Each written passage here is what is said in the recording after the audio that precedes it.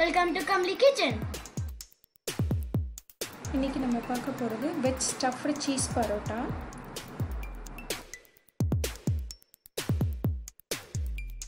இதுக்கு நம்ம ஃபர்ஸ்ட் பரோட்டாக்கு மாவு பிசைஞ்சிரலாங்க. ஃபர்ஸ்ட் ஒரு பவுல்ல 1 கப் மைதா 1 கப் கோதுமை மாவு போட்டு நல்லா கலந்து விட்டுக்கோங்க. கலந்து விட்டதுக்கு அப்புறமா இதுக்கு தேவையான அளவு உப்பு 2 டேபிள் ஸ்பூன் எண்ணெய் விட்டு நல்லா மிக்ஸ் பண்ணிக்கோங்க. தேவையான அளவு தண்ணி தெளிச்சு சப்பாத்திக்கு மாவு பிசைகிற மாதிரி நல்லா சாஃப்டாக பிசைஞ்சு எண்ணெய் தடவி மூடி வச்சு வச்சுருங்க.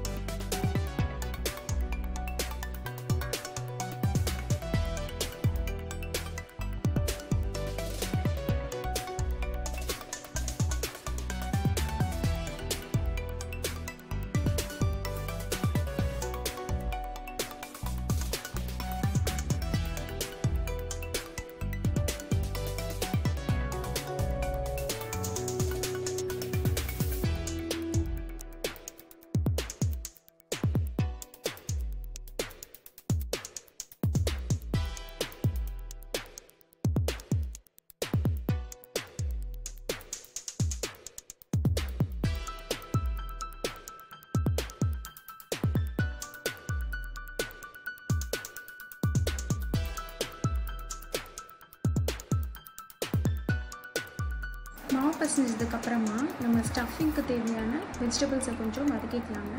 அதுக்கு ஒரு பேனில் 1 டேபிள் ஸ்பூன் எண்ணெய் விட்டு நறுக்கி வச்ச வெங்காயம், துருவின கேரட், கொத்தமல்லி இது எல்லாத்தையும் போட்டு நல்லா வதக்குங்க.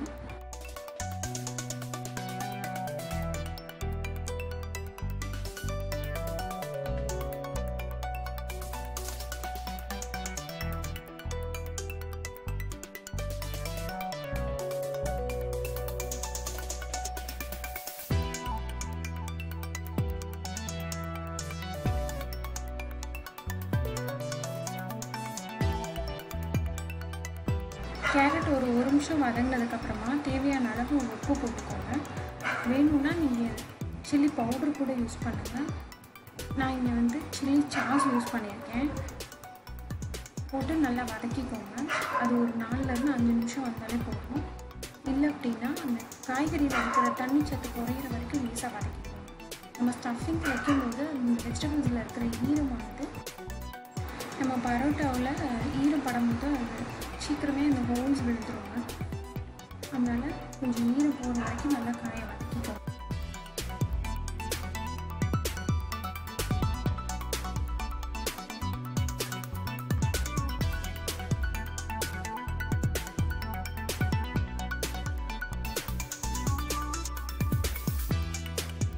வெஜிடபிள்ஸ் வதக்கினதுக்கப்புறமா நம்ம சீஸை நல்லா துருவி எடுத்துகிட்டு துருவின சீஸ் கூட கொஞ்சம் சால்ட்டும் சில்லி ஃப்ளேக்ஸும் போட்டு மிக்ஸ் பண்ணி எடுத்துக்கோங்க. நீங்கள் குழந்தைங்களுக்கு கொடுக்கும்போது சில்லி ஃப்ளேக்ஸ் போட வேண்டாங்க. எடுத்துகிட்டு அதுக்கப்புறமா நம்ம பிசைஞ்சு வச்சுருக்க பரோட்டா மாவை நல்லா ப்ரெஸ் பண்ணி விட்டுட்டு சப்பாத்தி கிட்டில் வைக்கிற மாதிரி ஒரு நொடியாக எடுத்துக்கோங்க.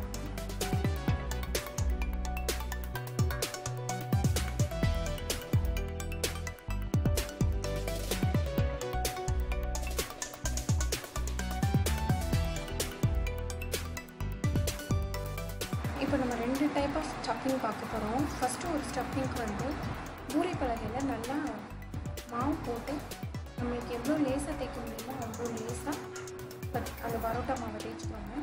தேய்ச்சிட்டு நல்லா ஆயில் அப்ளை பண்ணுங்கள். எல்லா இடத்துலையும் படுற மாதிரி ஆயில் அப்ளை பண்ணதுக்கப்புறமா லெஃப்ட்லேயும் ரைட்லேயும் ஒரு சின்ன ஃபோல்டு கொடுங்க.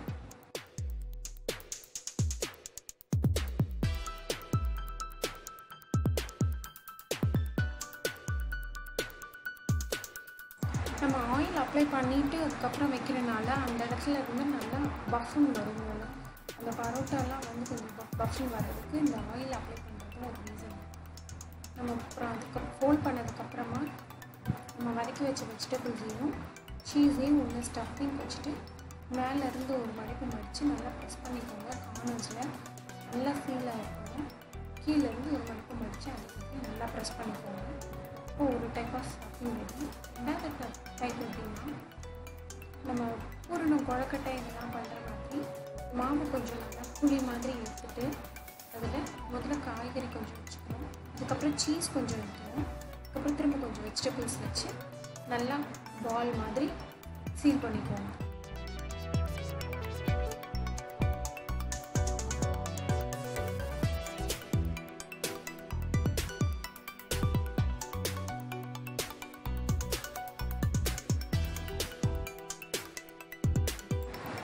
திரும்ப பூரி பழங்களில் கொஞ்சம் மாவு போட்டுட்டு நம்ம பண்ணி வச்சுருக்க அந்த பாலை வந்து நல்லா ஃப்ளாட்டன் பண்ணிக்கோங்க. கையில் கொஞ்சம் ப்ரெஸ் பண்ணி விட்டுட்டு அதுக்கப்புறமா தேய்ச்சிங்கன்னா மாவெல்லாம் நல்லா ஈவனாக ஸ்ப்ரெட் ஆகும். கொஞ்சம் கொஞ்சம் வெளியில் வெஜிடபிள்ஸ் வருங்க. அது வர விடாமல் கொஞ்சம் மேக்ஸிமம் முடிஞ்ச அளவுக்கு மாவு போட்டு கூட பரோட்டாலாம் தேய்ச்சி எடுத்ததுக்கப்புறமா பேன் நல்லா சூடானதுக்கப்புறம் ஆயில் தடவிக்கோங்க. ஆயில் தடவிட்டு நம்ம தேய்ச்சி வச்சுருக்கிற பரோட்டா ஒவ்வொன்றையாக எடுத்து நல்லா சூடான அடுப்பில் மீடியம் ஃப்ளேமில் வச்சு போட்டு ஆயில் அப்ளை பண்ணி 2 சைடும் நல்லா வேகிற அளவுக்கு ப்ரெஸ் பண்ணி கொடுத்து எடுத்துருங்க.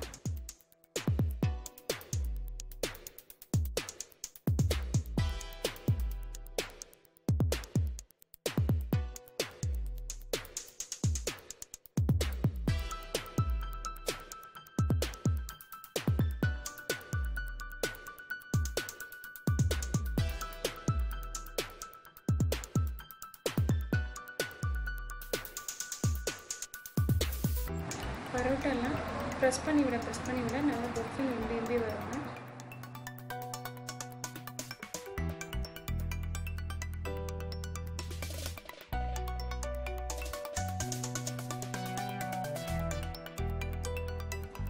இதே மாதிரி செகண்ட் ஸ்டஃப் பரோட்டாவும் நல்லா 2 பக்கமும் குக்கரை வச்சு குக் பண்ணிவிட்டு சர்வ் பண்ணுங்க.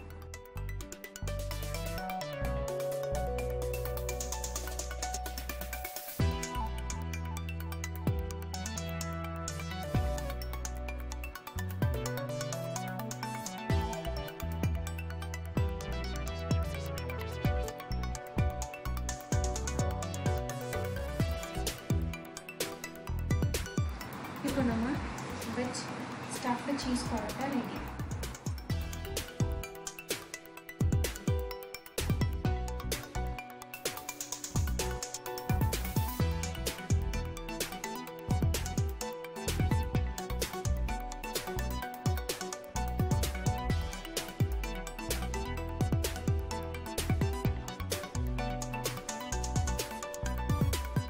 Thanks for watching. Subscribe our channel, like and share our videos.